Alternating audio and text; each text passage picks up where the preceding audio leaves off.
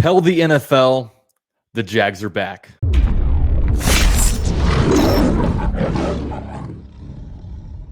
Shout out to this video sponsor, BetUS. Guys, the Jaguars were like 6-point underdogs in this game, which is crazy because Josh Allen, the only two times he's ever been like a underdog by 5 or more points, the only time he's ever lost those games were in 2021 against the Jaguars and 2023 against the Jaguars. It's absolutely crazy. Now the Jaguars on BetUS moved to 3-2 against the spread, as well as on the season, they're 3-2. So essentially, when the Jaguars win, we cover. When we lose, we kind of don't. So, that's kind of the name of the game with the Jaguars. If you think they're going to win, go ahead and put some money on the spread on that one. And if you guys do, guys, BetUS is the best in the industry for that, man. They're so kind that if you guys drop any kind of money, they're gonna match your deposit 125%. So if you put $100 down, you're going to see $225 in your account. So huge shout out to BetUS for sponsoring this video and sponsoring this channel for this football season. And with all that said, let's get on to this video. Now, guys, make no mistake about it. This is an enormous win for the Jaguars. There's going to be Bills fans out here saying, oh, we were injured. And there's going to be more people saying, like, apparently complaining about the refereeing. I don't know. I think we're on different pages on that one. But at the end of the day, the Jaguars defeated the hottest team in the AFC. Before this game, the Bills were outscoring opponents 123-33, 90-point differential in the last 3 weeks, which is just absolutely insane. And the Jaguars were able to neutralize them, man. They almost held them to 0 points in the first half. Of course, they did give up that last drive. But, the Jaguars right now, interesting case study here. The Jaguars go 2-0 in London. So is this a thing where the Jaguars probably return there in the future and play another away game? Most likely. I mean, it definitely worked out in the Jaguars' favor. And, when you're looking at it, we always say, okay, we're getting rid of a home game. It stinks. But, when you take away an away game, I mean, I would much rather play in London against, the Bills than in Orchard Park. I'd much rather, how about next year when we play the Chiefs? Let's move the Chiefs game out to London, okay? I don't need to go to Arrowhead, This was a good opportunity for the Jaguars. And look, they go 2-0 in London. And that brings us to 3-2 on the season. So we're currently tied for first place in the AFC South with the Indianapolis Colts next week. Huge, huge game. The Jaguars win next week. They're all alone in first place because, the Houston Texans did lose today. So the Texans and Titans are both 2-3 and a pretty surprisingly tight AFC South race. Now, the Jaguars won this one due to their offensive trio, man. The trio that we all thought would be prevailing this season, and that was Trevor Lawrence, 25 for 37, 68% completion percentage, 315 yards passing, 1 touchdown, 0 interceptions. What a game by Trevor Lawrence. Calvin Ridley, 7 receptions, 122 yards, and Travis Etienne put down 26 carries for 136 yards, 2 touchdowns, also tacked on 4 receptions for 48 yards. That trio was extremely dynamic, and it helped the Jaguars put up a whole bunch of yards on this game. Maybe not a lot of points. I mean, 25 points. You would think with all those numbers, we'd score more than 25 points. But, hey, if 25 points gets it done, then we got it done. And I think the most damning stat for the Jaguars, the best one was that the Jaguars were 10 of 18 on third down.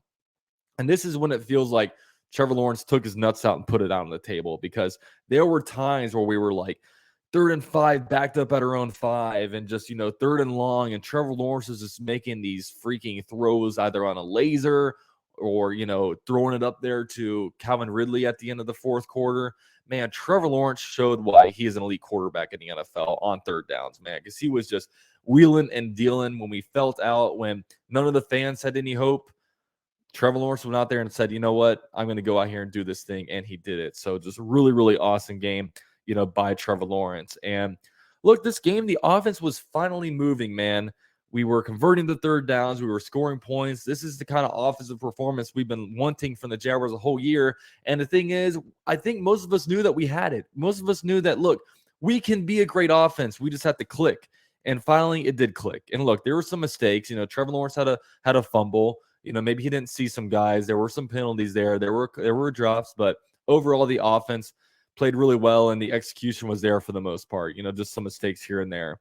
So really with this one, I think one thing I learned this one is that, like, look, the Jaguars always try to like run early. We're trying to run to establish the pass. I think going forward, man, and I was seeing the Bills do this, man. The Jaguars need to start passing to set up the run, because if you look at it, man, if we can get our passing game going and get the passing game flowing, that's going to open up the run game, because I don't think the run game, I just don't think we have the personnel to be able to, with the way our offensive line is, to be able to establish the pass game through the run game. And look, luckily we have a really good quarterback. And I think in the past 4 weeks, the Jaguars, there've been so many drops where it was hard to kind of do that. Now the Jaguars, look, we have the quarterback, we have the receivers now, if they're making the plays. Start passing early and setting up the run later, because we saw ETN. When did he have his touchdowns? He had his 2 touchdowns in the fourth quarter. Okay, he started taking off in the fourth quarter, because the passing game was doing pretty well. He was even running when they were expecting to run. So, yeah, that's the big thing. Now, Zay Jones, Cam Robinson, Walker Little all left with injuries. We're continuing to monitor what's going on there. I think Zay Jones re-aggravated his knee, unfortunately, so we'll see with that. Now, defensively, look, the Jaguars held the Bills' offense in check, man. I mean, they put up the stat on the screen where the Jaguars or the Bills hadn't been shut out in the first half in like forever. Of course, they did wind up scoring 7 points, but for an offense that is as high flying as the Bills, the Jaguars held them in check big time, kept them out of the end zone for the most part, and the Jaguars defense just took care of business, man. Darius Williams had an up and down day, but overall, 7 tackles, led the team in tackles, had an interception. I thought a couple times early he let some stuff go in his zone, but he makes up for it in a lot of ways. Alukin 5 tackles, Tyson Campbell 3 tackles. Josh Allen should have had a sack, but with the NFL rules, I guess that was too much helmet to helmet. I'm not sure how he's supposed to tackle him, but yeah, that did happen. So overall, I mean, really, it's not like anybody played super outstanding on a defense. They're just playing really, really well as a unit. And look, they're really well coached. I mean, Mike Caldwell, you got to give it to him, man. You got to give it to this guy. This guy doesn't have necessarily all these like all pros out there on defense, but I mean, he's calling up some plays, and the defense for 4 out of 5 weeks have been really good this year, and really a lot better than most Jaguar fans expected. So, Mike Caldwell definitely deserves his flowers, man. So, like, overall, man, the Jaguars are for real. Look, I think now, after the Texans game, we're sitting here being like, what the heck are we? We're 1-2. We dropped 2 games in a row. That Texans game was embarrassing. We get blown out. Now the Jaguars, blow out the Falcons. The Jaguars defeat who was a top seed in the AFC. And, now we're looking good. We're looking good. Got Indianapolis next week, of course. But, I think there's 2 things offensively, because the defense, they've been good all year. I don't have a lot to learn from the defense, but the offense, we were like, what have I learned from the offense? Like I said earlier, I think we need to throw early. Just keep throwing early. We have a really good quarterback. Get the receivers in check, and I think that's going to help open up the run game. And then defensively, on the other side, I think just continue to spread the ball around. Look, Calvin Ridley had 7 receptions for 122 yards, and it felt like the Jaguars weren't force-feeding on the ball. It felt very natural when we gave him the ball. And look, we're spreading the ball out. We have so many playmakers, man, from Kirk to Ingram to hopefully Zay Jones is all right. We have a lot of players to give the ball to. And I just, Kirk, I love Christian Kirk. He's so reliable. Really like this offense. So, yeah, just keep spreading the ball around, make these things natural. So next week, we have a big game against the Indianapolis Colts for first place. The Jaguars definitely shouldn't be asleep for it. Look, we did our sleep at the wheel game against the Houston Texans. Now Gardner Minshew's coming back. Gardner Minshew will most likely get the start. Anthony Richardson got hurt today.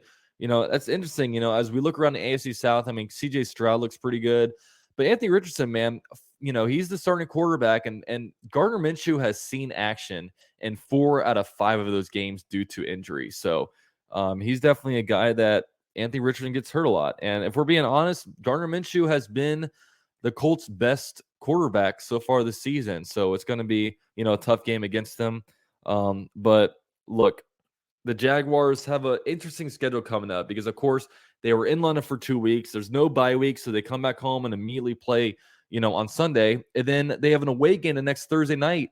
Thursday Night Football is the next week against the New Orleans Saints. So we have our schedule, I mean, it ain't slowing down. We may be coming back from London, but all of a sudden we're gonna have about 11 games in 14 days. So yeah, it's gonna be 2 games in 11 days, I should say. So yeah, it's gonna be tough, but I guess overall, man, enjoy your victory Sunday, enjoy your victory Monday. I know we do have some stuff to, learn from this game, but look, we just defeated one of the hottest team in the AFC. Very, very good team. They're a part of our first place schedule, and the Jaguars deserved it, man. Jaguars deserve it. Now we get to enjoy it, but we're 3-2.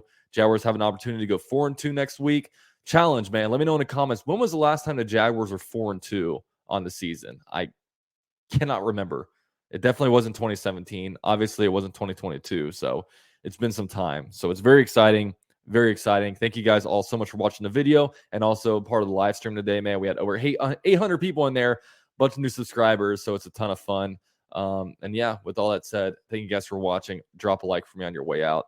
Go Jags.